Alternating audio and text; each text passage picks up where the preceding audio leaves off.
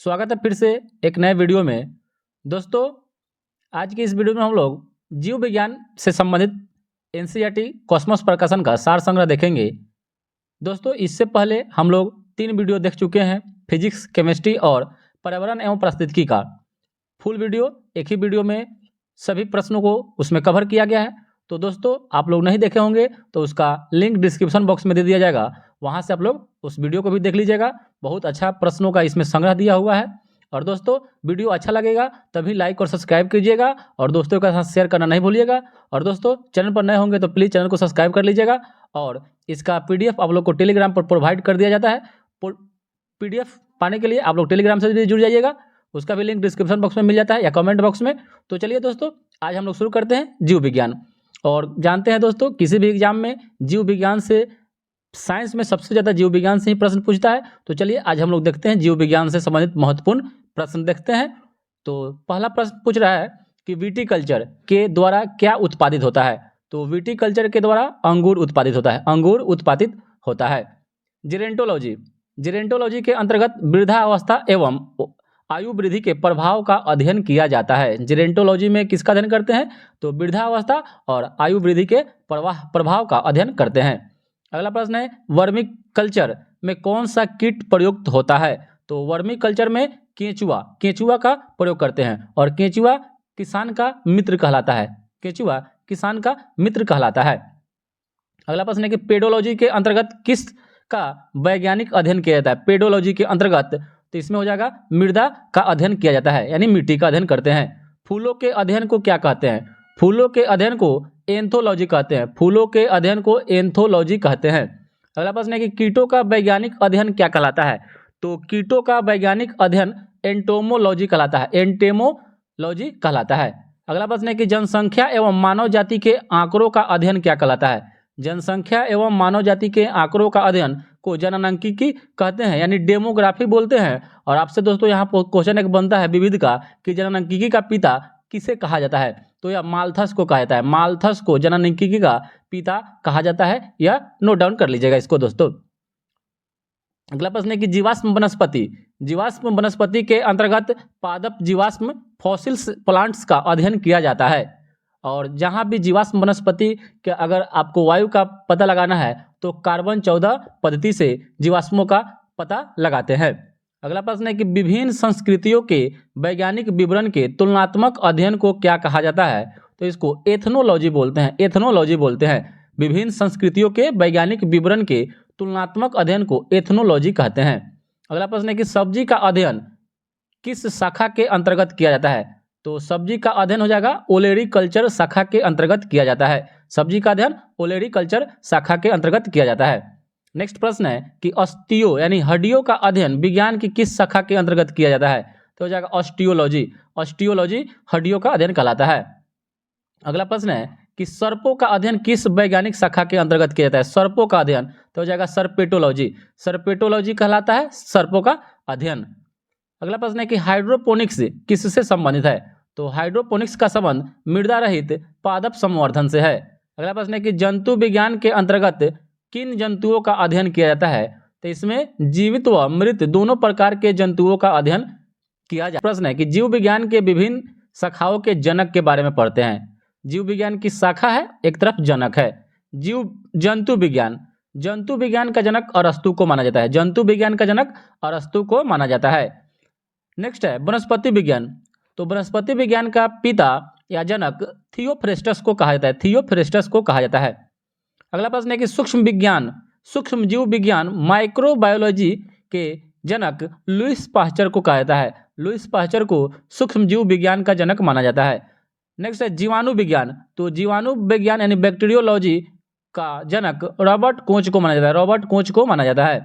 Next है प्रतिरक्षा विज्ञान, तो प्रतिरक्षा विज्ञान का जनक एडवर्ड जेनर को माना जाता है, एडवर्ड जेनर को माना जाता है। वर्गीकी अथवा वर्गीकरण विज्ञान यानी टैक्सोनॉमी, जिसको फादर ऑफ टैक्सोनॉमी भी बोलते हैं, कैरोलस लिनियस को कहा जाता है, कैरोलस लिनियस को कहा जाता है। नेक्स्ट है रुधिर परिसंचरण तंत्र, रुधिर परिसंचरण तंत्र का जनक विलियम हार्वे को कहा जाता है, जिसका खोज विलियम हार्वे ने 1628 ईस्वी में किया था। अगला प्रश्न है कोशिका विज्ञान, कोशिका विज्ञान का जनक रॉबर्ट हुक को माना जाता है, जिन्होंने 1665 ईस्वी में मृत कोशिकाओं में कोशिका को सर्वप्रथम देखा था, इसलिए कोशिका विज्ञान का जनक रॉबर्ट हुक को माना जाता है। उत्परिवर्तनवाद का जनक ह्यूगो डी ब्रीज को माना जाता है। ह्यूगो डी ब्रीज को उत्परिवर्तनवाद यानी म्यूटेशनवाद का जनक माना जाता है। कवक विज्ञान माइकोलॉजी का जनक स्टीफन हेल्स को माना जाता है। पादप शरीर क्रिया विज्ञान का जनक स्टीफन हेल्स को माना जाता है। नेक्स्ट है आधुनिक वनस्पति विज्ञान मॉडर्न बोटेनी का जनक कैरोलस लिनियस को माना जाता है। रुधिर वर्ग ब्लड ग्रुप का जनक कार्ल लैंडस्टीनर को माना जाता है। अंतःस्रावी विज्ञान थॉमस अल्वा एडिसन को माना जाता है। अंतःस्रावी विज्ञान का जनक थॉमस अल्वा एडिसन को कहा जाता है या माना जाता है। आनुवंशिकी जेनेटिक्स का पिता ग्रेगर जॉन मेंडल को माना जाता है, जिन्होंने मटर के पौधे पर इसका खोज किया था। आधुनिक आनुवंशिकी जॉन ग्रेगर मेंडल को ही माना जाता है। अगला प्रश्न है कि भारतीय पूरा वनस्पति विज्ञान का जनक बीरबल साहनी को माना जाता है।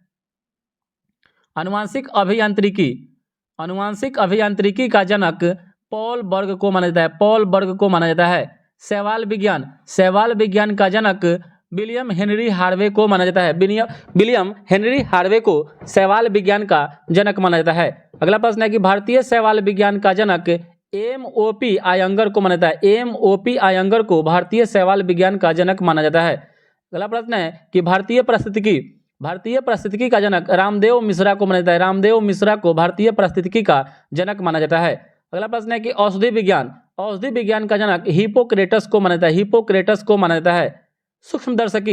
सूक्ष्मदर्शकी माइक्रोस्कोपी का जनक एंटनी वान लीवेनहॉक को माना जाता है।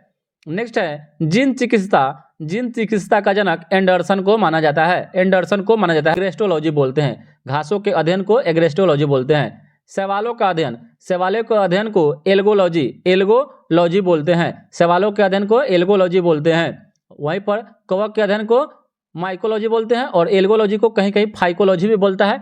तो शैवालों के अध्ययन को फाइकोलॉजी भी बोलते हैं, एल्गोलॉजी भी बोलते हैं। शरीर की आंतरिक संरचना का अध्ययन को एनाटॉमी बोलते हैं। शरीर की आंतरिक संरचना का अध्ययन एनाटॉमी कहलाता है। नेक्स्ट है पुष्पों का अध्ययन एंथ्रोलॉजी कहलाता है। एंथ्रोलॉजी पुष्पों का अध्ययन कहलाता है। जीवाणुओं के अध्ययन को क्या कहते हैं? तो जीवाणुओं के अध्ययन को जीवाणु विज्ञान यानी बैक्टीरियोलॉजी बोलते हैं। ब्रायोफाइटा का अध्ययन ब्रायोलॉजी कहलाता है। पादपों में रोगजन्य गांठों पादप कैंसर का अध्ययन को केसिडोलॉजी कहते हैं। पादपों में रोगजन्य गांठों पादप कैंसर का अध्ययन केसिडोलॉजी कहलाता है। वृक्षों की आयु का अध्ययन डेंड्रोक्रोनोलॉजी कहलाता है। और वृक्ष एवं झाड़ियों के अध्ययन को डेंड्रोलॉजी बोलते हैं। पौधों का वातावरण से संबंध का अध्ययन को इकोलॉजी बोलते हैं। नेक्स्ट है आर्थिक महत्व के पौधों का अध्ययन को इकोनॉमिक बॉटनी बोलते हैं। आर्थिक महत्व के पौधे का अध्ययन इकोनॉमिक बॉटनी कहलाता है। नेक्स्ट है आदिवासियों द्वारा पादपों के उपयोग के अध्ययन को एथनोबॉटनी कहते हैं। आदिवासियों द्वारा पादपों के उपयोग के अध्ययन को एथनोबॉटनी कहते हैं। वनों के अध्ययन को फॉरेस्ट्री बोलते हैं।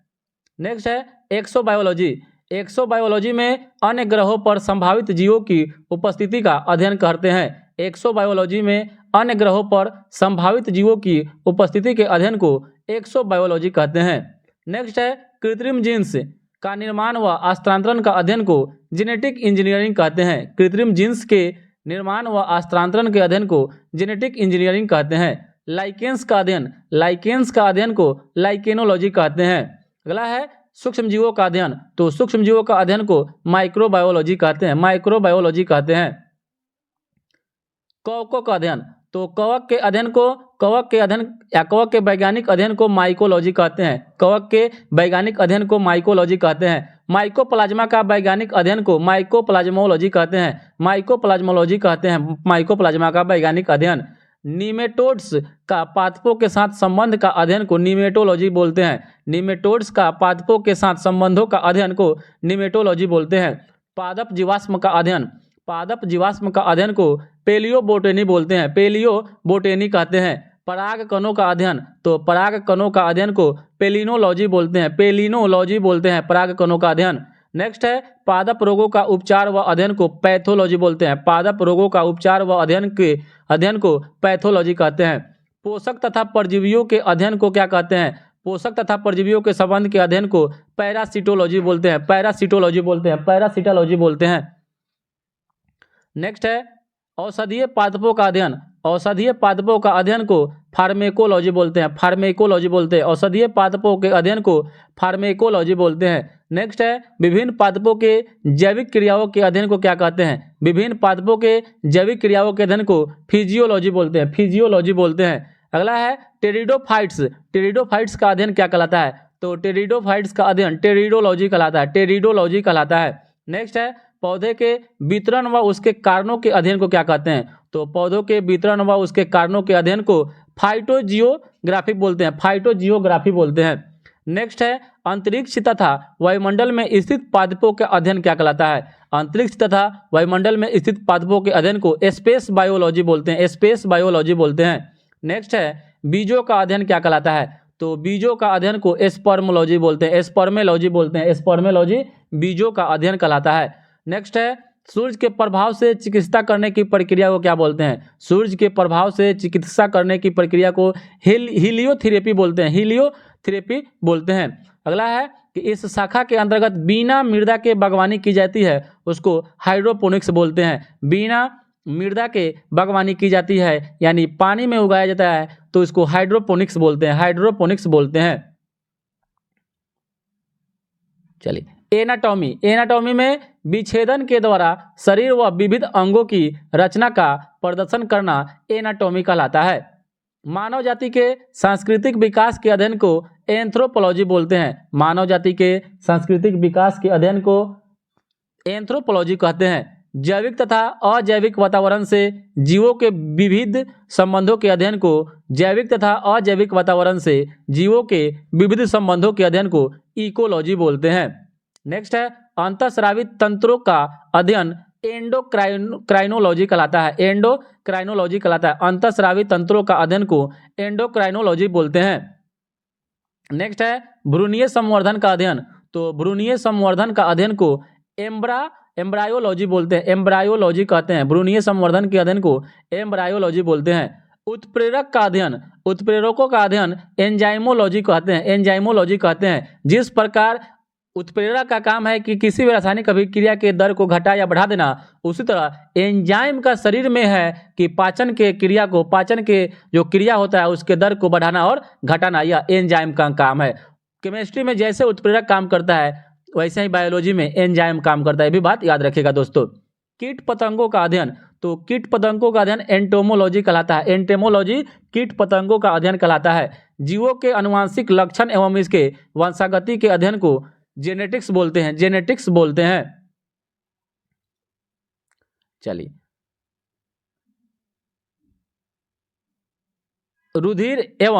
रुधिर संबंधी रोगों का अध्ययन, रुधिर एवं रुधिर संबंधी रोगों के अध्ययन को हीमेटोलॉजी बोलते हैं, रुधिर एवं रुधिर संबंधी रोगों का अध्ययन हीमेटोलॉजी कहलाता है। उभयचरों एवं सरीसृप का अध्ययन, उभयचरों एवं सरीसृपों का अध्ययन हर्पेटोलॉजी कहलाता है, हर्पेटोलॉजी कहलाता है। नेक्स्ट है स्तनधारियों का अध्ययन को क्या बोलते हैं, स्तनधारियों के अध्ययन को मैमेलोलॉजी बोलते हैं, स्तनधारियों के अध्ययन को मैमेलोलॉजी कहते हैं। नेक्स्ट है अति सूक्ष्म जीवों का अध्ययन को क्या कहते हैं, तो अति सूक्ष्म जीवों के अध्ययन को माइक्रोबायोलॉजी बोलते हैं, माइक्रोबायोलॉजी कहते हैं। नेक्स्ट प्रश्न है कि तंत्रिका तंत्र का अध्ययन क्या कहलाता है, तो तंत्रिका तंत्र का अध्ययन न्यूरोलॉजी कहलाता है, न्यूरोलॉजी कहलाता है। दंत विज्ञान संबंधी अध्ययन, तो दंत विज्ञान संबंधी अध्ययन को ओडोंटोलॉजी बोलते हैं, ओडोंटोलॉजी बोलते हैं। नेक्स्ट है पक्षियों का अध्ययन, तो पक्षियों के अध्ययन को ऑर्निथोलॉजी कहते हैं, पक्षियों के अध्ययन को ऑर्निथोलॉजी कहते हैं। नेक्स्ट प्रश्न है रोगों की प्रकृति लक्षणों एवं कारणों के अध्ययन, रोगों की प्रकृति लक्षणों एवं कारणों का अध्ययन को पैथोलॉजी बोलते हैं, पैथोलॉजी बोलते हैं। नेक्स्ट प्रश्न है कि जीवों पर विकिरण प्रभाव का अध्ययन, जीवों पर विकिरण प्रभाव का अध्ययन को रेडियोलॉजी बोलते हैं, रेडियोलॉजी बोलते हैं। नेक्स्ट प्रश्न है कि जीव जातियों के नामकरण एवं वर्गीकरण का अध्ययन को टैक्सोनॉमी बोलते हैं, टैक्सोनॉमी बोलते हैं।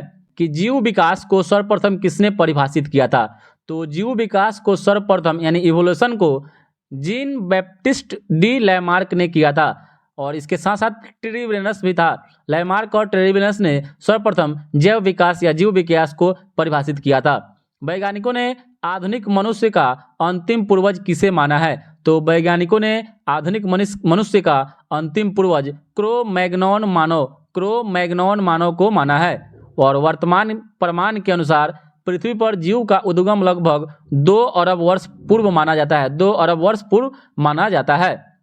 नेक्स्ट है विकासवाद का सिद्धांत। विकासवाद का सिद्धांत चार्ल्स डार्विन के द्वारा दिया गया था। विकासवाद का सिद्धांत चार्ल्स डार्विन के द्वारा दिया गया था। अगला प्रश्न है कि उद विकास का मुख्य कारक क्या है? तो उद विकास का जो मुख्य कारक है वो भी प्राकृतिक वरण है, और प्राकृतिक वरण का सिद्धांत भी आपका चार्ल्स डार्विन यानी नेचुरल सिलेक्शन का सिद्धांत चार्ल्स डार्विन, और एक नेचुरल सिलेक्शन पुस्तक भी है या चार्ल्स डार्विन के द्वारा ही लिखा गया है।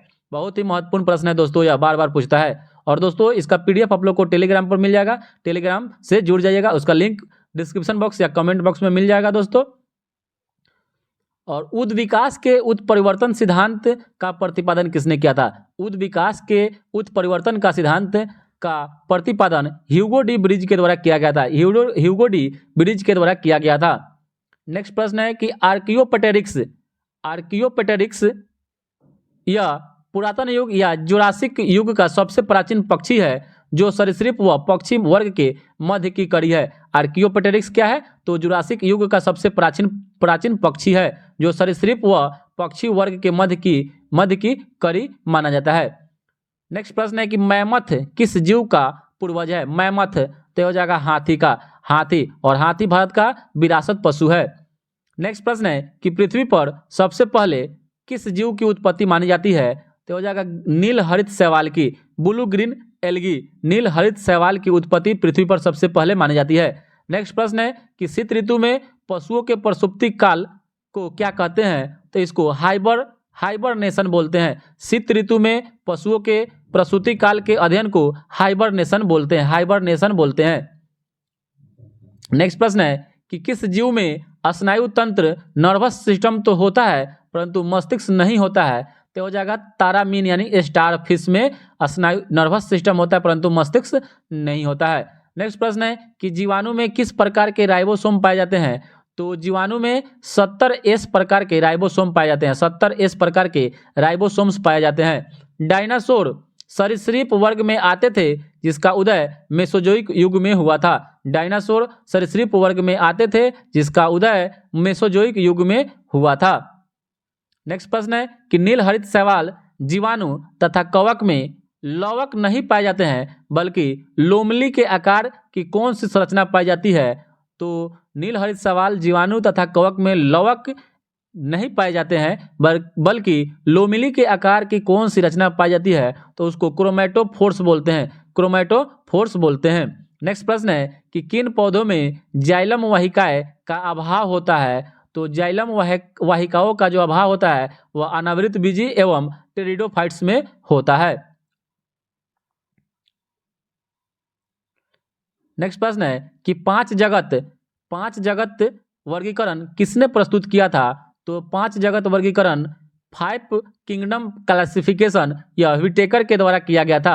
अगला प्रश्न है कि जंपिंग जिन का खोज किसने किया था? तो जंपिंग जिन का खोज मैक क्लिंटॉक के द्वारा किया गया था, और मैक क्लिंटॉक ने मक्का के पौधे पर जंपिंग जिन के सिद्धांत का खोज किया था।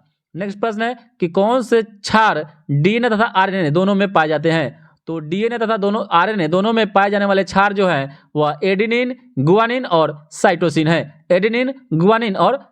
है। नेक्स्ट प्रश्न है कि ऐसे कौन से उड़ने वाले पक्षी हैं जो पक्षी वर्ग में नहीं आते हैं? तो हो जाएगा चमगादड़। तो पक्षी वर्ग में नहीं आते हैं तो क्या आ जाएंगे? तो यह स्तनधारी वर्ग में आता है यानी मैमल्स वर्ग में आता है, याद रखिएगा दोस्तों चमगादड़। नेक्स्ट प्रश्न है कि चमगादड़ को उड़ने की क्षमता होते हुए भी पक्षी वर्ग के अंतर्गत नहीं शामिल किया गया है बल्कि इसे स्तनपायी वर्ग में सम्मिलित किया गया है।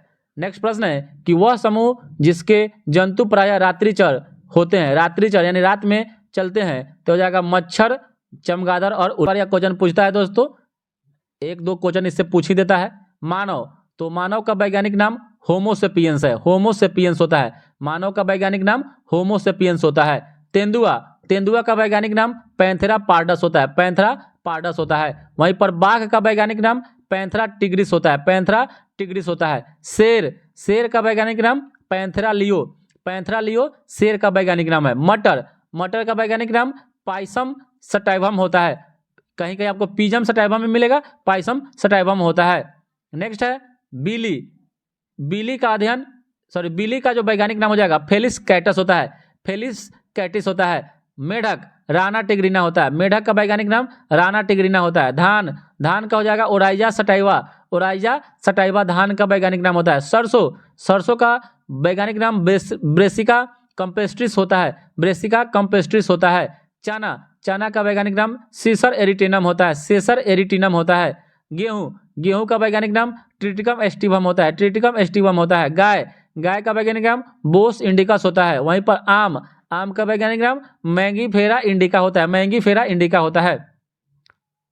नेक्स्ट है कि प्रकाश संश्लेषण की प्रकाशिक एवं अप्रकाशिक अभिक्रिया क्लोरोप्लास्ट में कहाँ संपन्न होती है? तो जो प्रकाशिक क्रियाएं होती है वह ग्रेना में होती है और अप्रकाशिक जो अभिक्रिया होती है वह एस्ट्रोमा में संपन्न होती है। नेक्स्ट प्रश्न है कि मोलस्का संघ के कुछ जंतुओं में नीले या हरे रंग का रक्त किसके कारण होता है? तो हो जाएगा हीमोयास्निन के कारण होता है, हीमोयास्निन के कारण मोलस्का संघ के कुछ जंतुओं में नीले या हरे रंग का रक्त होता है। नेक्स्ट प्रश्न है कि कवक तथा उच्चतर पादपों की जड़ों के मध्य कौन सा कार्यात्मक साहचर्य पाया जाता है? तो कवक और उच्चतर पादपों की जड़ों में कवक मूल पाया जाता है, कवक मूल पाया जाता है। नेक्स्ट प्रश्न है कि ईस्ट और मशरूम किस प्रकार के जीव हैं? तो हो जाएगा फंगी है यानी फफूंद है।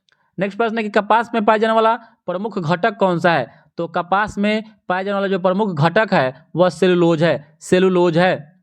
नेक्स्ट प्रश्न है कि लाइकेन किससे निर्मित होते हैं, यानी लाइकेन किसके बने होते हैं? तो जाएगा कवक एवं शैवालों के बने होते हैं। नेक्स्ट प्रश्न है कि जीवन चक्र की दृष्टि से पौधे का सबसे महत्वपूर्ण अंग कौन सा होता है? तो जीवन चक्र की दृष्टि से पौधे का सबसे महत्वपूर्ण अंग पुष्प होता है, पुष्प।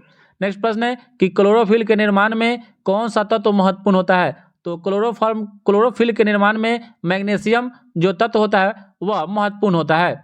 अगला प्रश्न है कि अधिकांश कीट किसके द्वारा श्वसन करते हैं? तो अधिकांशतः जो कीट होते हैं वह वातक तंत्र के द्वारा यानी ट्रैकिया, कहीं कहीं आपको वातक तंत्र न देकर ट्रैकिया देगा, ट्रैकिया के द्वारा श्वसन करते हैं। कुनैन आवृतबीजी पादप का उदाहरण है, कुनैन आवृतबीजी पादप का उदाहरण है जो सिनकोना नामक पादप की छाल से प्राप्त होता है तथा यह मलेरिया के उपचार में प्रयोग किया जाता है, मलेरिया के उपचार में प्रयोग किया जाता है। नेक्स्ट प्रश्न है कि सेब में पाया जाने वाला लाल रंग का कारण क्या है? तो सेब में पाया जाने वाला जो लाल रंग है उसका कारण है एंथोसाइनिन है, एंथोसाइनिन है। अगला प्रश्न है कि टमाटर में लाल रंग का कारण किसकी उपस्थिति के कारण होता है? तो हो जाएगा लाइकोपिन की उपस्थिति के कारण। नेक्स्ट प्रश्न है कि शहतूत के फल का वैज्ञानिक नाम क्या है? तो हो जाएगा सोरोसिस, सोरोसिस। शहतूत के फल का वैज्ञानिक नाम सोरोसिस है। नेक्स्ट प्रश्न है कि सर्पों की विष ग्रंथियां, सर्पों की विष ग्रंथियां किस अंग के समान होता है? तो हो जाएगा कशेरुकी प्राणियों की लार ग्रंथियों के समान होता है।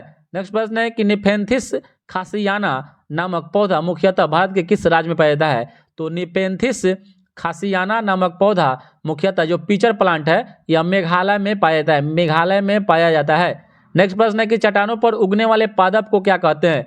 तो चट्टानों पर उगने वाले पादप को शैलोदभिद बोलते हैं, शैलोदभिद बोलते हैं। नेक्स्ट है प्रश्न घटपर्णी पीचर प्लांट है, कीटभक्षी पादप के अंतर्गत आता है और इसकी पत्तियों के पर्ण फलक घट यानी घड़े में रूपांतरित हो जाते हैं। नेक्स्ट है कौन सा प्राणी अपनी आंत में जल का संग्रहण करता है या संग्रह करता है? तो हो जाएगा ऊंट करता है। कौन करता है? ऊंट करता है। और अगला प्रश्न है कि सबसे बड़ा अकशेरुकी जीव कौन सा है? तो हो जाएगा कोलोसल स्क्विड होता है, कोलोसल स्क्विड सबसे बड़ा अकशेरुकी जीव है। नेक्स्ट प्रश्न है कि लीची के फलों को किस शाखा के अंतर्गत रखा गया है? तो लीची के फलों को एक बीजी बेरी के अंतर्गत रखा गया है और लीची के खाने वाले भाग को एरिल कहते हैं, एरिल। नेक्स्ट प्रश्न है कि हल्दी पौधे के तने से प्राप्त होती है तथा उसके खाने वाले हिस्से को प्रकंद बोलते हैं। हल्दी तना से प्राप्त होता है लेकिन उसके खाने वाले हिस्से को प्रकंद बोलते हैं। नेक्स्ट प्रश्न है कि लाल मिर्च किसकी उपस्थिति के कारण तीखी होती है? तो हो जाएगा कैपेंसिन के कारण। कैप्सेसिन के कारण लाल मिर्च तीखी होती है। नेक्स्ट प्रश्न है कि सबसे बड़ा स्तनपायी जीव कौन सा है? तो सबसे बड़ा स्तनपायी जीव ब्लू व्हेल है। नेक्स्ट प्रश्न है कि रेशम का कीड़ा अपने जीवन काल की किस अवस्था में वाणिज्यिक तंतु उत्पन्न करता है? तो हो जाएगा प्यूपा अवस्था में। बहुत ही महत्वपूर्ण प्रश्न है, वीवीआई प्रश्न है दोस्तों, वीवीआई प्रश्न है। रेशम का कीड़ा अपने जीवन काल के किस अवस्था में? तो हो जाएगा प्यूपा अवस्था में वाणिज्यिक तंतु उत्पन्न करता है। नेक्स्ट प्रश्न है कि गर्म रुधिर वाले या समतापी जंतु के शरीर का तापमान कितना होता है? तो सदैव एक समान रहता है। नेक्स्ट प्रश्न है कि समुद्री घोड़ा किस प्रकार के जीव का उदाहरण है? तो समुद्री घोड़ा यह हो जाएगा मछली का उदाहरण है, मछली का उदाहरण है समुद्री घोड़ा या मछली का उदाहरण है। नेक्स्ट प्रश्न है कि वह कौन सा स्तनपायी है जो अंडे देता है बच्चे नहीं? तो हो जाएगा एकाडिना प्लेटिपस हो जाएगा। वह कौन सा स्तनपायी जो अंडा देता है बच्चा नहीं देता है? तो हो जाएगा एकाडिना और प्लेटिपस। नेक्स्ट प्रश्न है कि जागने की इच्छा प्रकट करना तथा गूढ़ चिंतन व मनन करना मनुष्य को वानर गुणों से अलग करता है। नेक्स्ट प्रश्न है कि मानव शरीर में पाई जाने वाली सबसे छोटी कोशिका कौन सी है? तो हो जाएगा शुक्राणु। पुरुष सेरिबेलम की ग्रेन्यूल सेल महिलाएं में। शुक्राणु पुरुष, सेरिबेलम के ग्रेन्यूल सेल महिलाएं में। तो मानव शरीर में पुरुष में अगर पूछे तो शुक्राणु, महिलाएं में पूछे तो सेरिबेलम की ग्रेन्यूल सेल। नेक्स्ट है सील किस वर्ग का प्राणी है? तो सील जो है यह स्तनपायी वर्ग का प्राणी है, यानी मैमल्स वर्ग का प्राणी है। नेक्स्ट प्रश्न है कॉर्क। कॉर्क किस पेड़ से प्राप्त होती है? तो कॉर्क जो हो जाएगा यह क्वैकर्स नामक पेड़ से प्राप्त होता है कॉर्क। डॉल्फिन किस वर्ग के अंतर्गत आता है? तो डॉल्फिन यह हो जाएगा स्तनपायी वर्ग के अंतर्गत आता है। नेक्स्ट प्रश्न है कि अफीम या मॉर्फिन पोस्ते के पौधे के अधपके फल से प्राप्त होती है। नेक्स्ट प्रश्न है कि गन्ने के रोपण में उसके किस भाग का प्रयोग करते हैं? तो हो जाएगा तन्ना भाग का प्रयोग करते हैं। तन्ना भाग का प्रयोग गन्ना रोपण में करते हैं। नेक्स्ट प्रश्न है कि लहसुन की गंध द स्मेल ऑफ गार्लिक का कारण क्या है? तो हो जाएगा सल्फर यौगिक एलिमन की उपस्थिति। नेक्स्ट प्रश्न है कि शुष्क जलवायु में अनुकूलित पेड़ पौधे को क्या कहते हैं? तो इसको जीरोफाइट यानी मरुद्भिद बोलते हैं। नेक्स्ट प्रश्न है कि अधिपादप अन्य पौधे पर क्यों निर्भर रहते हैं? तो हो जाएगा यांत्रिक सहारे के लिए।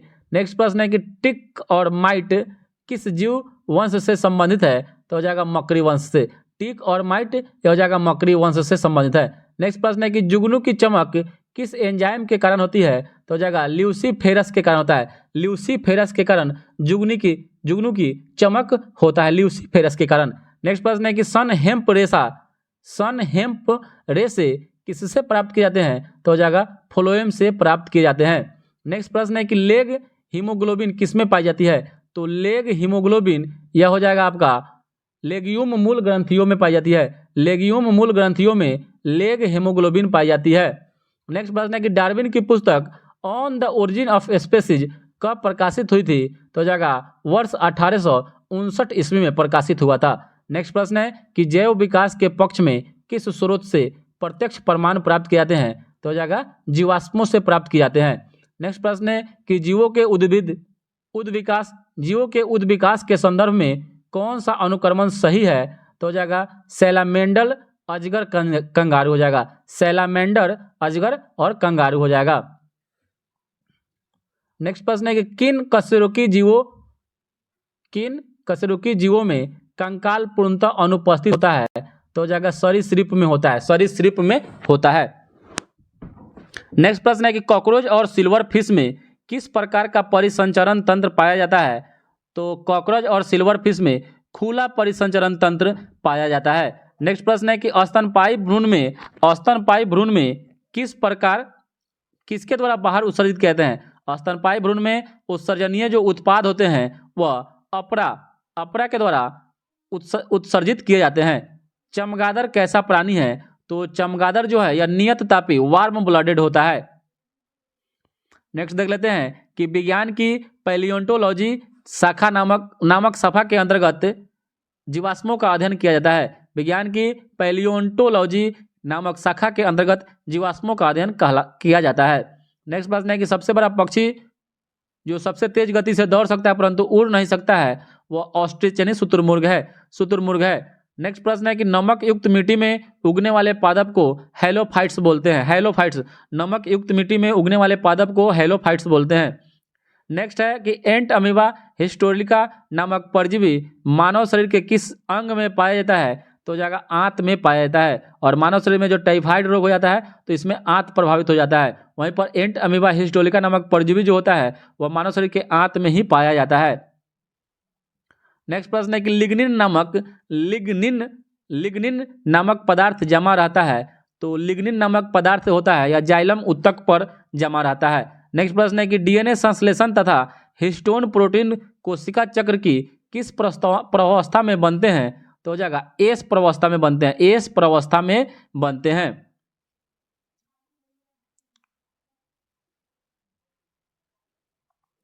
नेक्स्ट प्रश्न है कि डूबने से हुई मृत्यु का पता लगाने में किस जीव का महत्व होता है? तो डूबने से हुई मृत्यु का पता लगाने में डायटम जीव का महत्व होता है। नेक्स्ट प्रश्न है कि पपीते का पीला किस कारण होता है? तो हो जाएगा कैरिका जैंथिन के उपस्थिति के कारण होता है। कैरिका जैंथिन की उपस्थिति के कारण पपीते का रंग पीला होता है। नेक्स्ट प्रश्न है कि पौधे के किस भाग से हल्दी प्राप्त होती है? तो हो जाएगा तना से हल्दी प्राप्त होती है। नेक्स्ट प्रश्न है कि किस शैवाल से आयोडीन का निर्माण होता है? तो आयोडीन का निर्माण लेमिनेरिया नामक शैवाल से होता है जिसको भूरी शैवाल बोलते हैं। नेक्स्ट प्रश्न है कि वे जीवाणु जो वायुमंडलीय नाइट्रोजन के यौगिकों में परिवर्तित करते हैं उसे क्या कहते हैं? तो इसको नाइट्रोजन स्थिरीकारी जीवाणु कहते हैं। नेक्स्ट प्रश्न है कि अधिक नमक वाले आचार में जीवाणु जीवित क्यों नहीं रह पाते हैं? क्योंकि यह जीव द्रव कुंचित होकर मर जाते हैं, इसी कारण। अगला प्रश्न है कि कवक कोशिका में संचित होने वाला खाद्य पदार्थ कौन सा है? तो हो जाएगा ग्लाइकोजन है। नेक्स्ट प्रश्न है कि तालाबों और कुओं में किस जंतु को छोड़ने से मच्छरों को नियंत्रित करने में मदद मिलती है? तो हो जाएगा गैम्बूसिया फिस्को। नेक्स्ट प्रश्न है कि बिस्फेनॉल बीपीए क्या है? तो हो जाएगा खाद्य संवेष्टन सामग्री के विकास के लिए प्रयोग में लाया जाने वाला रसायन को बिस्फेनॉल बोलते हैं। और मृदा के प्रयोग के बिना केवल जल एवं खनिज की सहायता से पौधे उगाने की विधि को हाइड्रोपोनिक्स कहा जाता है। और नेक्स्ट प्रश्न है कि प्रतिजैविक मुख्यतः किससे प्राप्त किए जाते हैं? तो हो जाएगा जीवाणुओं से किए जाते हैं। और इष्ट कोशिका में कौन सा मुख्य विकर उपस्थित होता है? तो इसमें जाइमेस होता है। नेक्स्ट प्रश्न है कि जब एक ही जिन दो या दो से अधिक भिन्न भिन्न लक्षणों को एक साथ नियंत्रित करती है तो उसे क्या कहा जाता है? तो उसको बहुप्रभाविता का नियम कहा जाता है। नेक्स्ट प्रश्न है कि क्यूनिन अथवा कुनैन किसकी छाल से प्राप्त होती है?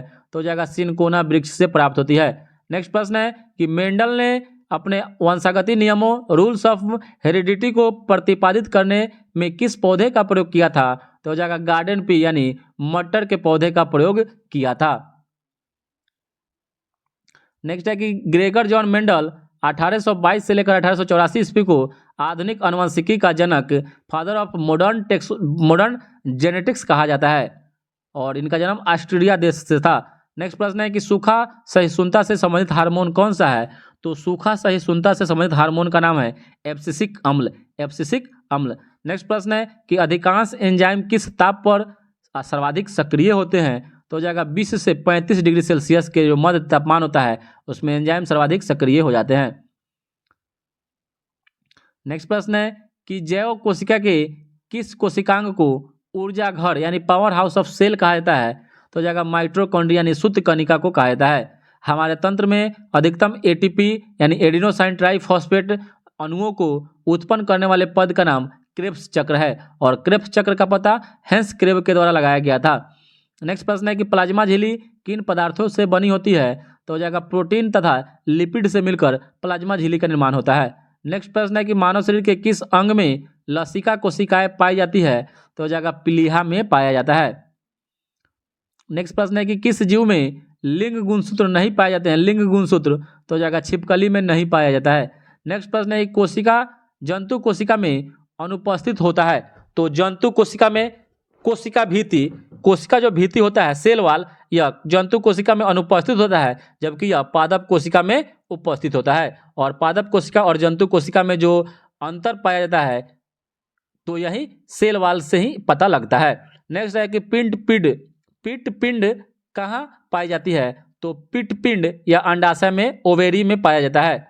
नेक्स्ट प्रश्न है कि प्रक्रमित कोशिका मृत्यु के कोशिकीय और आणविक नियंत्रण को क्या कहते हैं। तो इसको एपोप्टोसिस बोलते हैं, एपोप्टोसिस। नेक्स्ट है कि केंद्रक के अतिरिक्त कोशिका के किस कोशिकांग में डीएनए उपस्थित होता है। केंद्रक के अतिरिक्त यानी केंद्रक के अलावा कोशिका के किस कोशिकांग में डीएनए उपस्थित होता है। तो जगह हरित लवक और माइटोकॉन्ड्रिया में होता है। नेक्स्ट प्रश्न है कि किसे कोशिका की पाचन थैली बोलते हैं। तो जगह लाइसोसोम को कहता है। लाइसोसोम को कोशिका की पाचन थैली कहा जाता है और लाइसोसोम को आत्महत्या की थैली भी कहा जाता है। इसका खोज डी डुबे के द्वारा किया गया था। डी डुबे के द्वारा इसका खोज 1955 इसमें किया गया था। कहीं कहीं आपको 1949 मिलेगा, लेकिन 1955 ही इसका ज़्यादातर सही उत्तर लेता है। मनुष्य के किस ऊतक में जन्म के पश्चात कोशिका विभाजन नहीं होता है। तो जगह तंत्रिका तंत्र में नहीं होता है। नेक्स्ट है कि कौन सा भाग पादप तथा जंतु कोशिकाओं में पाया जाता है। तो पादप और जंतु दोनों में पाया जाता है। कोशिका झिल्ली, कोशिका द्रव और केंद्रक।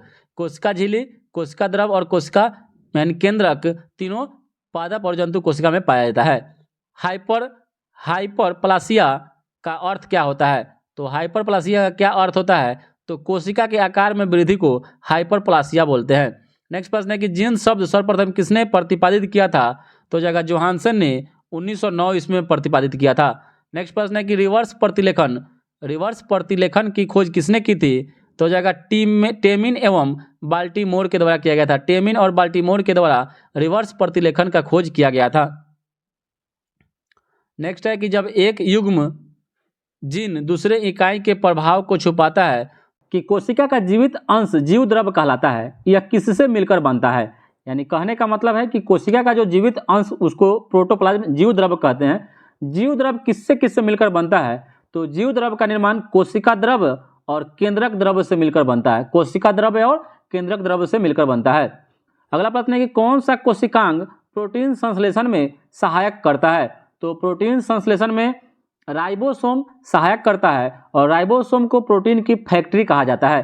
प्रोटीन की फैक्ट्री कहा जाता है। इसका खोज जी पैलाडे के द्वारा किया गया था। नेक्स्ट प्रश्न है कि मानव शरीर में गुणसूत्रों की संख्या कितनी होती है। तो मानव शरीर में गुणसूत्रों की संख्या 46 या कहीं कहीं आपसे मिलेगा 23 जोड़ी। ठीक है, याद रखिएगा। नेक्स्ट प्रश्न है कि कौन सा तत्व पौधों की कोशिका भीति की संरचना का घटक है। सेल वाल की संरचना का घटक, इसमें से कैल्शियम इसका सही उत्तर हो जाएगा। अगला प्रश्न है कि सबसे छोटी जीवित कोशिका कौन सी है। तो सबसे छोटी जीवित कोशिका माइकोप्लाज्मा होती है। माइकोप्लाज्मा होती है। अगला प्रश्न है कि किसे जीवन का भौतिक आधार माना जाता है। जीवन का भौतिक आधार जीव द्रव को माना जाता है। जीवन का भौतिक आधार जीव द्रव को माना जाता है। अगला प्रश्न है कि कौन सा कोशिकांग केवल वनस्पति कोशिका में ही उपस्थित होता है। तो वह हरित लवक है, हरित लवक। अगला प्रश्न है कि द्विनाम पद्धति के जन्मदाता कौन थे। तो द्विनाम पद्धति के जन्मदाता कैरोलस लिनियस को माना जाता है, इसलिए इनको फादर ऑफ मॉडर्न टेक्सोनॉमी भी कहा जाता है। अगला प्रश्न है कि दो कोशिकाओं के मध्य पदार्थों का आवागमन किसके माध्यम से होता है। तो जो दो कोशिकाओं के मध्य पदार्थों का आवागमन या जीव द्रव तंतु के माध्यम से होता है। जीव द्रव तंतु के माध्यम से होता है। अगला प्रश्न है कि किस तत्व के कोशिकाओं में एकत्रित होने से रंध्र स्ट्रोमा खुल जाते हैं। किन तत्व के कोशिकाओं में एकत्रित होने से रंध्र स्ट्रोमा खुल जाते हैं। तो हो जाएगा पोटेशियम के एकत्रित होने से।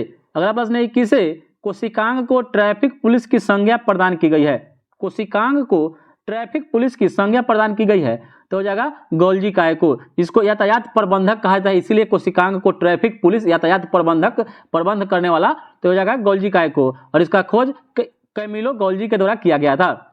नेक्स्ट प्रश्न है कि प्लाज्मा झिल्ली किस पदार्थ से बनी होती है। तो प्लाज्मा झिल्ली का निर्माण लाइपोप्रोटीन से होता है। लाइपोप्रोटीन से होता है। प्लाज्मा झिल्ली का निर्माण लाइपोप्रोटीन से होता है। अगला प्रश्न है कि प्लाज्मा झिल्ली की संरचना का यूनिट मेम्ब्रेन मॉडल किसने प्रस्तुत किया था। तो यूनिट मेम्ब्रेन मॉडल रॉबर्टसन के द्वारा 1959 ईस्वी में प्रस्तुत किया गया था। अगला प्रश्न है कि कोशिका भित्ति की संरचना कैसी होती है? तो कोशिका भित्ति की संरचना पारगम्य में होती है, पारगम्य होती है। अगला प्रश्न है कि विश्व की सबसे छोटी कोशिका, तो विश्व की सबसे छोटी कोशिका माइकोप्लाज्मा गैलीसेप्टिकम होती है, माइकोप्लाज्मा गैलीसेप्टिकम होती है। विश्व की सबसे बड़ी कोशिका शुतुरमुर्ग का अंडा यानी एग ऑफ ऑस्ट्रिच। मानव शरीर में सबसे छोटी कोशिका, तो मानव शरीर में सबसे छोटी कोशिका सेरिबेलम की ग्रेन्यूल सेल होता है, जो महिलाओं के लिए होता है, महिलाओं में पाया जाता है। सेरिबेलम की ग्रेन्यूल सेल या महिलाओं में ये सबसे छोट पाया जाता है, पुरुषों में नहीं पाया जाता है, महिलाओं में पाया जाता है सबसे छोटा, या पुरुषों में ये बड़ा होता है। और मानव शरीर की सबसे बड़ी कोशिका, तो मानव शरीर की सबसे बड़ी कोशिका या अंडाणु होता है, ओवम केवल स्त्रियों में पाया जाता है। और मानव शरीर की सबसे लंबी कोशिका, इसको तंत्रिका तंत्र की इकाई न्यूरॉन होता है, न्यूरॉन। और अगला प्रश्न है कि पुरुषों में सबसे छोटी कोशिका, तो पुरुषों में सबसे छोटी कोशिका शुक्राणु होता है, शुक्राणु। और सबसे बड़ी पादप कोशिका कार्लेपोटैक्सीफोलिया होता है, कार्लेप्रोटैक्सीफोलिया सबसे बड़ी पादप कोशिका होती है। नेक्स्ट प्रश्न है कि मानव शरीर में किस पोषक तत्व की कमी के कारण शारीरिक वृद्धि धीमी हो जाती है यानी रुक जाती है? तो हो जाएगा प्रोटीन के। इसलिए प्रोटीन को बॉडी बिल्डिंग एलिमेंट के नाम से भी जाना जाता है। इसका खोज बर्जिलियस के द्वारा किया गया था। 27 फरवरी को प्रोटीन दिवस मनाया जाता है। अगला प्रश्न है कि विटामिन ए का मुख्य स्रोत क्या है? तो विटामिन ए का मुख्य स्रोत गाजर होता है, गाजर। और विटामिन ए की कमी से रतौंधी रोग हो जाता है। अगला प्रश्न है कि प्रोटीन और वसा दोनों की प्रचुरता किस खाद्य पदार्थ में होती है? तो हो जाएगा मूंगफली में होती है, मूंगफली में होती है। और शरीर में त्वचा के नीचे विद्यमान वसा शरीर की उष्मा के ह्रास के विरुद्ध अवरोधक का कार्य करती है। नेक्स्ट प्रश्न है कि शरीर में ऊतकों का निर्माण किस पोषक तत्व से होता है? तो टिश्यूज का निर्माण जो होता है वह प्रोटीन से होता है, प्रोटीन से होता है। नेक्स्ट, किस विटामिन को हार्मोन माना जाता है? तो विटामिन डी को हार्मोन के रूप में जाना जाता है और इसका रासायनिक नाम कैल्सिफेरॉल होता है। नेक्स्ट प्रश्न है कौन सा एंजाइम प्रोटीनों के पाचन में सहायक होता है? तो प्रोटीनों के पाचन में ट्रिप्सिन नामक एंजाइम सहायक होता है। नेक्स्ट प्रश्न है कि सामान्य क्रियाशील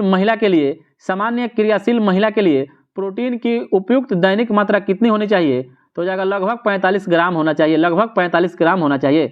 अगला प्रश्न है कि स्तनपान करवाने वाली माँ को प्रतिदिन आहार में लगभग 70 ग्राम प्रोटीन की आवश्यकता होती है। स्तनपान करवाने वाली माँ को प्रतिदिन आहार में लगभग 70 ग्राम प्रोटीन की आवश्यकता होती है। नेक्स्ट प्रश्न है कि लार किसके पाचन में सहयोग करता है? तो हो जाएगा स्टार्च के पाचन में। लार जो होता है सलाइवा वह स्टार्च के पाचन में सहायक करता है, सहयोग करता है। अलसी यानी तीसी किसका प्रचुर स्रोत है? तो हो जाएगा ओमेगा 3 वसीय अम्ल का। ओमेगा 3 वसीय अम्ल का सबसे प्रचुर स्रोत अलसी या तीसी होता है। नेक्स्ट प्रश्न है कि मानव शरीर में पाचन की अधिकांश क्रिया किस अंग में संपन्न होती है? तो हो जाएगा छोटी आंत में होती है, छोटी आंत में होती है। मांस की तुलना में मछली को सुपाच्य और लाभदायक क्यों माना जाता है? तो मांस की तुलना में मछली को सुपाच्य और लाभदायक इसलिए माना जाता है क्योंकि बहु असंतृप्त वसा अम्ल की उपस्थिति के कारण होता है। बहु असंतृप्त वसा अम्ल की उपस्थिति के कारण होता है। नेक्स्ट प्रश्न है कि दूध किस बैक्टीरिया के कारण खराब हो जाता है? तो हो जाएगा लैक्टोबैसिलस के कारण, लैक्टोबैसिलस के कारण। नेक्स्ट प्रश्न है कि फास्फोरस शरीर में अम्लीयता एवं क्षारीयता के मध्य संतुलन बनाए रखता है। जो फास्फोरस है शरीर में एसिडिटी और जो क्षारीयता होता है एल्कलिनिटी के मध्य संतुलन बनाए रखता है। नेक्स्ट प्रश्न है कि पालकों के पत्तों में किस पोषक तत्व की मात्रा सबसे अधिक होती है? तो पालक के पत्तों में लौह आयरन की सबसे ज्यादा पोषक तत्व अधिक होता है। और नेक्स्ट प्रश्न है कौन सा एंजाइम दुग्ध प्रोटीन को पचाने में सहायक होता है? तो दुग्ध प्रोटीन को पचाने में रेनिन नामक एंजाइम सहायक होता है, रेनिन नामक एंजाइम। नेक्स्ट प्रश्न है कि मानव शरीर में विटामिन ए किस अंग में भंडारित होता है? तो विटामिन ए जो होता है यकृत में भंडारित होता है, यकृत में भंडारित होता है। नेक्स्ट प्रश्न है कि अधिकांश प्राणियों के जीवित पदार्थ का लगभग 80% पदार्थ क्या है? तो हो जाएगा प्रोटीन ही है। अधिकांश प्राणियों में जीवित पदार्थ का लगभग 80% जो पदार्थ होता है वह प्रोटीन होता है। नेक्स्ट प्रश्न है कि सेब का हृदय रोगियों के लिए विशेष महत्व क्यों है? तो जो भी हृदय रोगी से ग्रसित व्यक्ति हैं वो सेब खाने से उनको पोटेशियम मिलता है। नेक्स्ट प्रश्न है कि दूध में प्रोटीन और कार्बोहाइड्रेट के अतिरिक्त कैल्शियम और पोटेशियम तत्व सम्मिलित होते हैं। दूध में आपको प्रोटीन मिलेगा, कार्बोहाइड्रेट मिलेगा, इसके अलावा कैल्शियम और पोटेशियम दोनों मिलता है। और प्रोटीन की अधिकतम मात्रा किसमें पाई जाती है? तो प्रोटीन की अधिकतम मात्रा सोयाबीन में पाई जाती है, सोयाबीन में पाई जाती है। नेक्स्ट प्रश्न है कि एल्फा कैरोटीन नामक प्रोटीन शरीर के किस अंग में पाया जाता है? एल्फा कैरोटीन नामक प्रोटीन जो होता है ना वह त्वचा में पाया जाता है, त्वचा में पाया जाता है। नेक्स्ट प्रश्न है कि गेहूं में कौन सा प्रोटीन पाया जाता है? तो गेहूं में ग्लूटेन नामक प्रोटीन पाया जाता है, ग्लूटेन नामक प्रोटीन पाया जाता है। और गाय का दूध बीटा कैरोटीन की उपस्थिति के कारण हल्के पीले रंग का होता है। गाय का जो दूध होता है बीटा कैरोटीन के कारण उपस्थिति के कारण हल्के पीले रंग का होता है। नेक्स्ट प्रश्न है कि दूध का श्वेत रंग किसकी उपस्थिति के कारण होता है? तो दूध का श्वेत रंग जो होता है यह कैसिन नामक प्रोटीन के कारण होता है, कैसिन नामक प्रोटीन के कारण होता है। नेक्स्ट प्रश्न है कि किसमें विटामिन सी की मात्रा सर्वाधिक होती है? तो विटामिन सी की सर्वाधिक मात्रा आंवला में होती है, विटामिन सी की सर्वाधिक मात्रा आंवला में पाई जाती है। और विटामिन सी का इसका रासायनिक नाम एस्कॉर्बिक एसिड होता है, होलकट के द्वारा इसका आविष्कार किया गया था। और आंवला इसका मुख्य स्रोत आंवला, संतरा, ये सभी, ठीक है। नेक्स्ट प्रश्न है कि विटामिन डी का प्रमुख स्रोत क्या है? तो विटामिन डी का प्रमुख स्रोत हो जाएगा सूर्य की किरण, सूर्य की किरण में विटामिन डी पाया जाता है। और किन विटामिनों का निर्माण हमारे शरीर में होता है? तो विटामिन डी और B3 का निर्माण हमारे शरीर में होता है, विटामिन डी और B3 का निर्माण हमारे शरीर में होता है। नेक्स्ट प्रश्न है कि कौन सा विटामिन किसी स्वप्न को पर्याप्त अवधि तक याद रखने में सहायक होता है? तो हो जाएगा विटामिन B6। आप कोई सपना देखते हैं वह ज़्यादा दिन तक आपको याद रहे, वह याद करने में विटामिन B6 यह सहायक रखता है, उसको ज़्यादा दिन याद रखने में। नेक्स्ट प्रश्न है कि सब्जियों में मुख्यतः हमें क्या प्राप्त होता है? तो सब्जियों से मुख्यतः हमें विटामिन ही प्राप्त होता है, विटामिन ही प्राप्त होता है। और एक गिलास पानी पीने से कितनी कैलोरी मिलती है? तो एक गिलास पानी पीने से 0 कैलोरी मिलती है। नेक्स्ट है कि बासमती चावल के दाने पकाने पर लंबे क्यों हो जाते हैं? तो हो जाएगा एमाइलेज की उपस्थिति के कारण बासमती चावल के दाने पकाने के बाद लंबे हो जाते हैं। अगला प्रश्न है कि दूध में कौन सा सैकेराइड उपस्थित होता है? तो दूध में जो सैकेराइड पाया जाता है वह लैक्टोज होता है, लैक्टोज पाया जाता है। नेक्स्ट प्रश्न है कि किस विटामिन की कमी से स्कर्वी रोग हो जाता है? तो हो जाएगा विटामिन सी, एस्कॉर्बिक अम्ल के कारण ही होता है। नेक्स्ट है कि हेपेटाइटिस मानव शरीर के किस अंग को प्रभावित करता है? तो हेपेटाइटिस जो होता है यह यकृत को प्रभावित करता है, यकृत को प्रभावित करता है। नेक्स्ट प्रश्न है कि किसके संश्लेषण में विटामिन के की विशिष्ट भूमिका होती है? तो ये हो जाएगा प्रोथ्रोम्बिन के, प्रोथ्रोम्बिन की भूमिका में विटामिन के जो होता है विशिष्ट भूमिका निभाता है। नेक्स्ट प्रश्न है कि पौधे व जंतुओं में कार्बोहाइड्रेट्स का संचयन किस रूप में होता है? तो हो जाएगा पौधे में स्टार्च के रूप में तथा जंतुओं में ग्लाइकोजन के रूप में होता है। नेक्स्ट प्रश्न है कि विटामिन होते हैं, तो विटामिन जो होते हैं आवश्यक कार्बनिक यौगिक जिनका संश्लेषण शरीर में नहीं होता है, इसीलिए यह विटामिन होते हैं। नेक्स्ट प्रश्न है कि कैसिमिर फंक ने किस पोषक तत्व की खोज की थी? तो हो जाएगा विटामिन की खोज फंक के द्वारा किया गया था। नेक्स्ट प्रश्न है कि विटामिन ए से संपन्न खाद्य पदार्थ कौन से हैं? तो विटामिन ए से संपन्न खाद्य पदार्थ आपका कॉड, यकृत तेल, शकरकंद, गाजर, पालक आदि ये सभी विटामिन ए का प्रमुख स्रोत है। और मनुष्य में विटामिन ए की कमी से रक्तौधिक, शारीरिक वृद्धि व भार में कमी, कॉर्निया तथा त्वचा संबंधी रोग उत्पन्न हो जाते हैं। इतना सब रोग विटामिन ए की कमी से होता है। नेक्स्ट प्रश्न बहुत बार पूछता है कि विटामिन B12 का रासायनिक नाम क्या है? तो हो जाएगा साइनोकोबालामीन है, साइनोकोबालामीन विटामिन B12 का रासायनिक नाम है। नेक्स्ट प्रश्न है कि खट्टे पदार्थों में या खट्टे फलों में कौन सा विटामिन पाया जाता है? तो खट्टे फलों में विटामिन सी पाया जाता है, खट्टे फलों में विटामिन सी पाया जाता है। नेक्स्ट प्रश्न है कि घाव के भरने में कौन सा विटामिन सहायक होता है? तो घाव के भरने में विटामिन सी सहायक होता है। नेक्स्ट प्रश्न है कि किलोसिस नामक रोग किस विटामिन की कमी से होता है? किलोसिस नामक रोग ये हो जाएगा विटामिन B2 की कमी से होता है। नेक्स्ट प्रश्न है कि थायमिन किसका रासायनिक रूप है? किसका रासायनिक रूप है थायमिन? तो हो जाएगा विटामिन B1 का, B1 का रासायनिक नाम हो जाएगा थायमिन। नेक्स्ट प्रश्न है कि जल में कौन सा विटामिन घुलनशील होता है? तो जल में B और C घुलनशील होता है, जल में B और C घुलनशील होता है। और एक प्रश्न यहाँ और याद रखिए दोस्तों, आपसे जल पूछ देता है, कभी कभी आपसे वासा पूछता है। तो वासा में घुलनशील विटामिन A, D, E और K होता है, A, D, E, K होता है, ठीक है। वासा में घुलनशील vitamin A, D, E, K होता है और जल में B और C होता है। नेक्स्ट प्रश्न है कि पेलाग्रा और स्कर्वी नामक रोग क्रमशः किन विटामिन की कमी से होता है? तो पेलाग्रा हो जाएगा विटामिन B3 की कमी से और स्कर्वी विटामिन C की कमी से होता है। नेक्स्ट प्रश्न है कि विटामिन डी का रासायनिक नाम क्या होता है? तो विटामिन डी का रासायनिक नाम कैल्सिफेरॉल होता है, कैल्सिफेरॉल। नेक्स्ट प्रश्न है कि विटामिन डी की कमी से कौन सा रोग होता है? तो विटामिन डी की कमी से रिकेट्स नामक रोग होता है। नेक्स्ट प्रश्न है कि रक्त का थक्का बनने में कौन सहायक होता है, तो जगह विटामिन के सहायक होता है। नेक्स्ट प्रश्न है कि किस विटामिन की कमी से शरीर की प्रतिरक्षा प्रणाली तथा जनन क्षमता कम हो जाती है, तो जगह विटामिन ई जिसका रासायनिक नाम टोकोफेरोल होता है। टोकोफेरोल की कमी से आपको शरीर की प्रतिरक्षा प्रणाली और जनन क्षमता कम हो जाता है। नेक्स्ट प्रश्न है कि संक्रमण रोधी विटामिन किसे कहते हैं, तो संक्रमण रोधी विटामिन विटामिन ए को कहा जाता है। नेक्स्ट प्रश्न है कि किस विटामिन में कोबाल्ट पाया जाता है, तो कोबाल्ट आपको विटामिन B12 में पाया जाता है। नेक्स्ट प्रश्न है कि अनाज के छिलके में मुख्यतः कौन सा विटामिन पाया जाता है, तो अनाज के छिलके में विटामिन B1 पाया जाता है, थायमीन। चलिए, भोजन में रेशों का क्या महत्व है। भोजन में रेशों का महत्व है importance of fibres in food. भोजन में रेशों की अधिकता पाचन क्रिया में सहायक होती है। रेशा युक्त भोजन में ग्लूकोज की मात्रा कम होती है, जिससे आंतों में ट्यूमर बनने की संभावनाएं कम हो जाती है। ग्लूकोज की जहां मात्रा कम होगी, आपको डायबिटीज की भी मात्रा कम रहेगी, होने की चांसेस कम रहेंगे। दीर्घ मात्रिक खनिज जो मैक्रो मिनरल्स है, देख लेते हैं। जैसे खनिज, एक तरफ खनिज तत्व है, एक तरफ महत्व। कैल्शियम, कैल्शियम दांतों और अस्थियों की रचना, रुधिर स्कंदन और तंत्रिकाओं और पेशियों को कार्य के लिए खनिज तत्व शरीर में कैल्शियम की बहुत ही भूमिका होती है। फास्फोरस दांतों और हड्डियों की रचना, अम्ल क्षार का संतुलन, एटीपी, डीएनए सभी के लिए यह आवश्यक होता है। गंधक जो सल्फर शरीर में चाहिए, अनेक अमीनो अम्ल तथा कुछ हार्मोन्स हैं, विटामिनों का घटक होता है। नेक्स्ट प्रश्न है कि पोटेशियम, पोटेशियम हो जाएगा अम्ल क्षार का संतुलन करता है, जल संतुलन बनाए रखता है और तंत्रिकाओं की कार्यकी का कार्य करता है। क्लोरीन जठर अंश का अम्ल क्षार संतुलन करता है। सोडियम अम्ल क्षार संतुलन, जल संतुलन और तंत्रिकाओं की कार्यकी, ये भी काम पोटेशियम जो करता है वो भी सोडियम करता है। मैग्नीशियम ग्लाइकोलाइसिस तथा एटीपी पर आश्रित अनेक उपापचयी क्रियाओं के एंजाइमों का सहघटक यानी कोफैक्टर होता है। चलिए, खनिज प्रमुख स्रोत, केला एवं खजूर खाने से लौह की प्राप्ति होती है।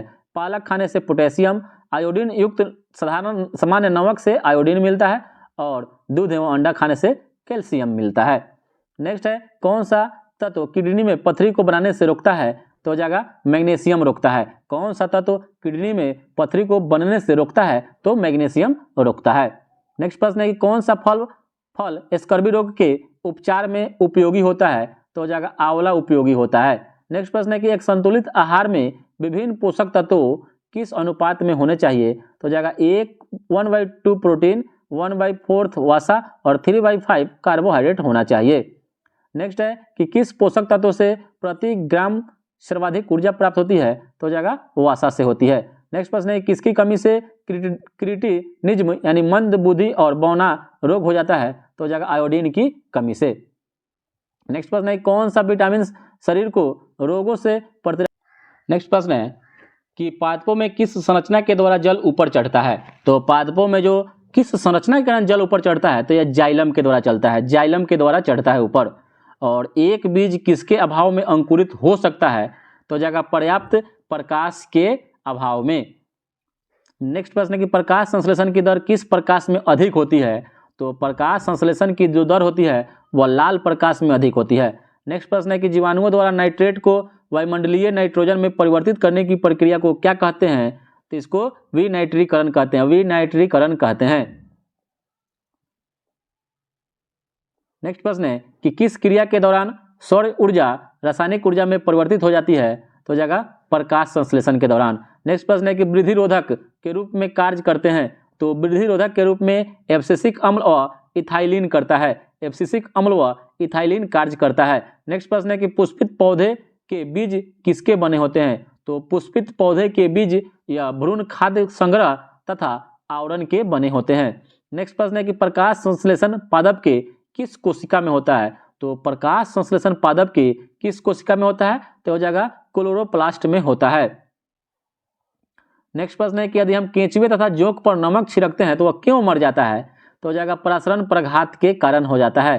प्रसरण प्रघात के कारण केंचुए और जोंक नमक छिड़कने के कारण मर जाते हैं। नेक्स्ट प्रश्न है कि कौन सी फसल मिट्टी को अतिरिक्त नाइट्रोजन प्रदान करती है, तो नाइट्रोजन को यह हो जाएगा मटर करती है। नेक्स्ट प्रश्न है कौन सा तत्व पौधे के विकास में आवश्यक नहीं है, तो हो जाएगा सोडियम नहीं है। नेक्स्ट प्रश्न है कि वर्मी कंपोस्ट क्या है, तो वर्मी कंपोस्ट हो जाएगा कार्बनिक जैव उर्वरक होता है, कार्बनिक जैव उर्वरक होता है। नेक्स्ट प्रश्न है कि किस पौधे को औषधिक भारतीय चिकित्सक कहा जाता है? तो औषधिक भारतीय चिकित्सक आंवला को कहा जाता है, हर्बल इंडियन डॉक्टर कहा जाता है। नेक्स्ट प्रश्न है कि अफीम पौधे के किस भाग से प्राप्त किया जाता है? तो अफीम पौधे के फूल से प्राप्त यानी पोस्ता से प्राप्त किया जाता है। नेक्स्ट प्रश्न है कि सबसे पहले बनने वाले प्राथमिक जाइलम तत्व को क्या कहते हैं? तो सबसे पहले बनने वाले प्राथमिक जाइलम को प्रोटोजाइलम कहते हैं, प्रोटोजाइलम कहते हैं। नेक्स्ट प्रश्न है कॉफी पौधे के किस भाग से प्राप्त होती है? तो जाएगा बीज से प्राप्त होती है।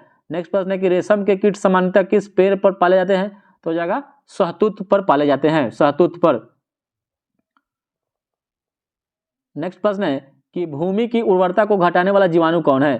तो हो जाएगा थायोबैसिलम डीनाइट्रीफिकेंस, डीनाइट्रीफिकेंस। और नेक्स्ट प्रश्न है कि जीवाणु में प्रकाश संश्लेषण क्रिया में हाइड्रोजन दाता सामान्य कौन होता है? जीवाणु में प्रकाश संश्लेषण क्रिया में हाइड्रोजन दाता सामान्यतः हाइड्रोजन सल्फाइड होता है, हाइड्रोजन सल्फाइड होता है। नेक्स्ट प्रश्न है किस समूह के पौधे के जीवन चक्र में 2 स्वतंत्र पीढ़ियों का एकांतरण होता है? तो हो जाएगा टेरिडोफाइट्स का होता है। और वायु प्रदूषण के सूचक कौन होता है? तो वायु प्रदूषण के सूचक लाइकेन होता है। नेक्स्ट प्रश्न है कि अंडाशय विहीन पुष्पोभिद क्या कहलाते हैं? तो इसको जिम्नोस्पर्म बोलते हैं, जिम्नोस्पर्म बोलते हैं।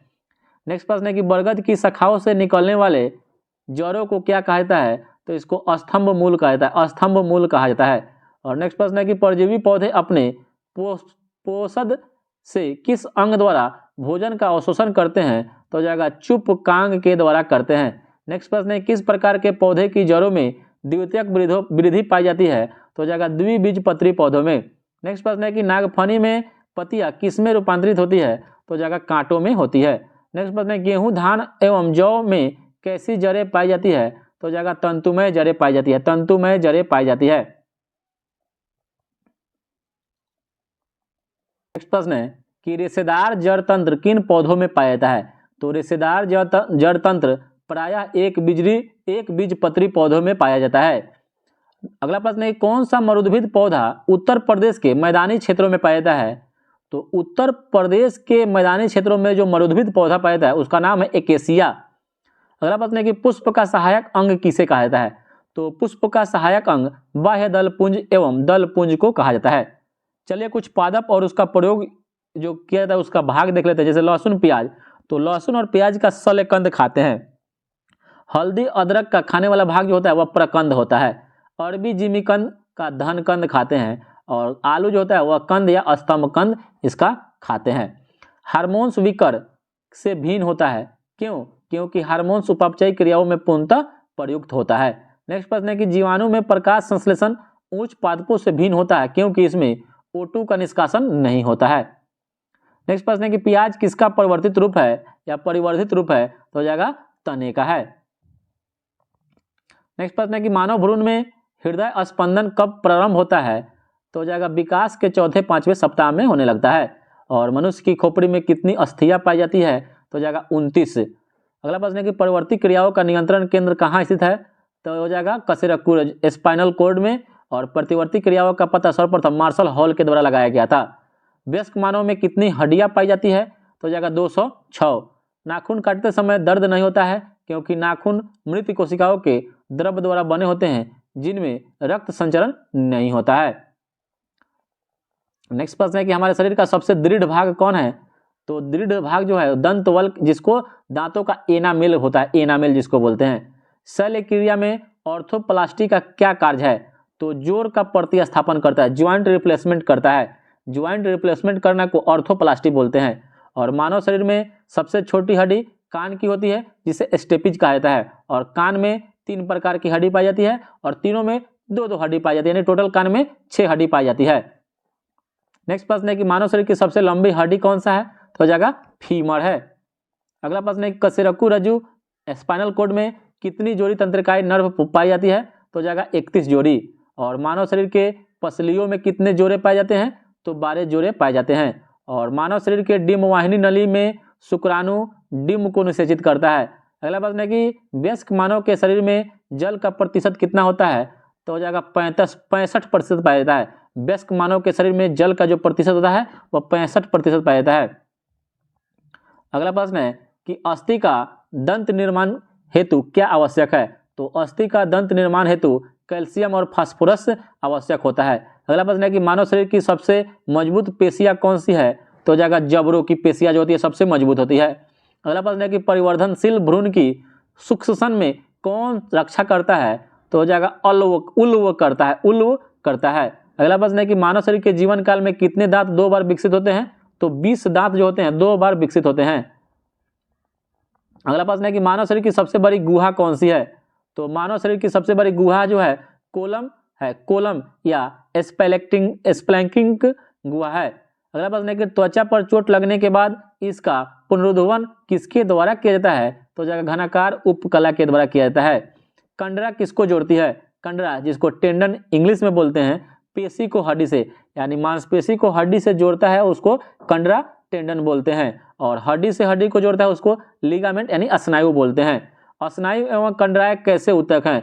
तो हो जाएगा संयोजी ऊतक होता है। स्नायु यानी लिगामेंट और टेंडन जो है वह संयोजी ऊतक है यानी कनेक्टिव टिश्यू है। नेक्स्ट प्रश्न है कि स्तनियों की हड्डी उपास्थि से कैसे भिन्न होती है?